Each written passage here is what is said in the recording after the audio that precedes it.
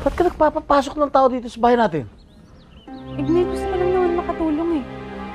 Kung ayaw mo magpatulong, ako gusto ko. Dahil hirap na ako. Olivia, halika. Saan pupunta?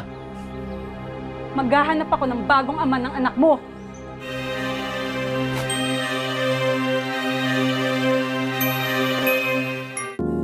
Naglaya si Estelita kasama ang anak niya dahil sa sama ng loob sa asawa. 1 linggo silang nawala, kung kaya't napilitan si Igme na hanapin ang kanyang mag-ina. Hanggang sa matuntun niya ang mga ito sa tirahan ng mga magulang ni Estelita.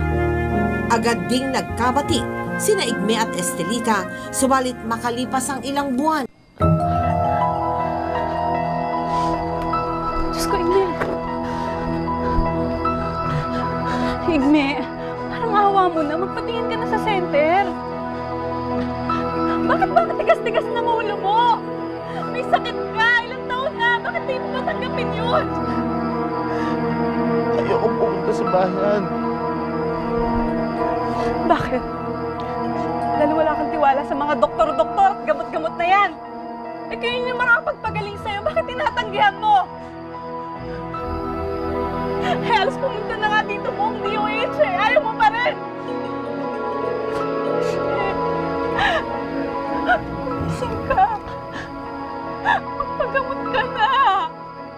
Magpapagamot ako dahil pinagtitinginan ako ng mga tao.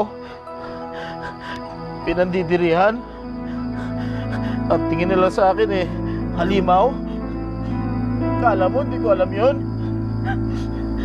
Lita, hindi ako halimaw. Hindi ko naman ginusto ito. Nangyayari sa akin eh. Igme. Hindi ka halimaw. Kaya ka nila tinatawag na halimaw. Dahil hindi nila alam kung ano yung sakit mo. At kapag may kaalaman sila tungkol sa sakit mo, hindi na sila matatakot sa'yo. Igme, tulungan mo ang sarili mo. Tulungan mo silang matulungan ka. Magpagamot ka na. Tibayan mo yung loob mo. Binigay sa'yo ng Panginoon para matulungan mo yung mga kapwa nating katutubo. Igme, gawin mo to para sa sarili mo. Para sa mga taong may sakit na katulad yan. Gawin mo to para sa akin. At para sa mga anak mo.